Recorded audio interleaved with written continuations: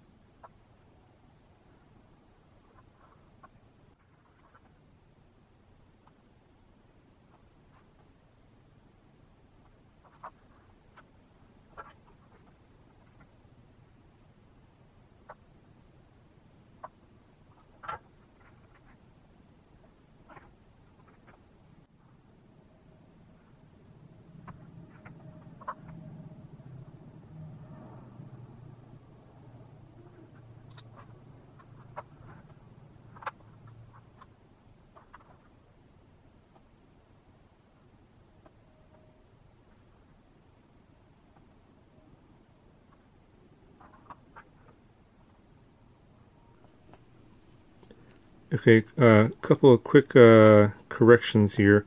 The little pigtail here for the FX798T camera should not be going on direct battery voltage like on the 1S brushed quadcopters. This, I forgot, this is the 2S, so I'm actually connecting it to the 5-volt output here on one of the UARTs.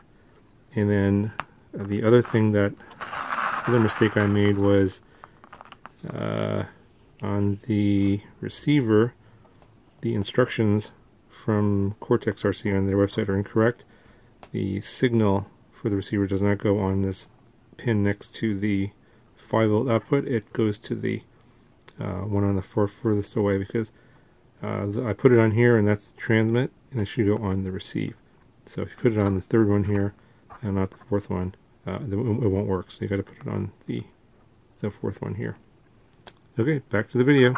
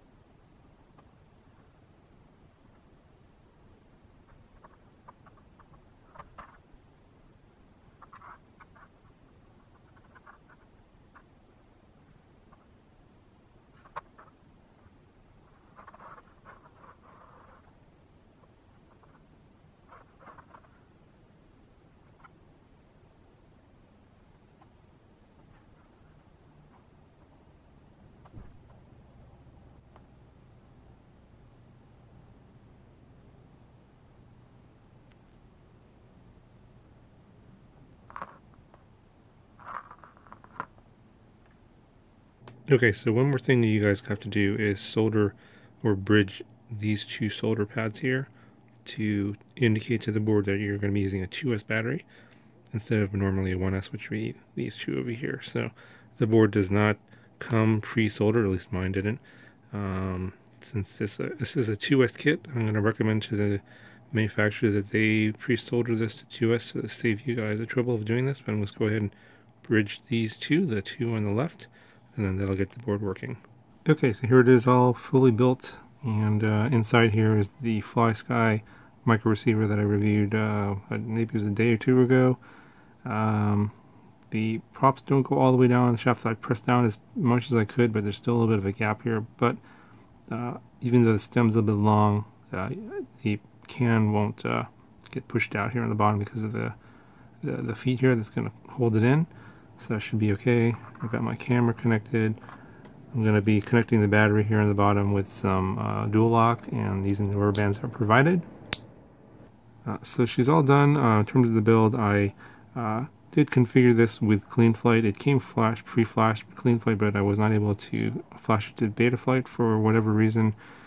Driver conflict with my computer, I'm not sure. I tried a number of different things, but it didn't work.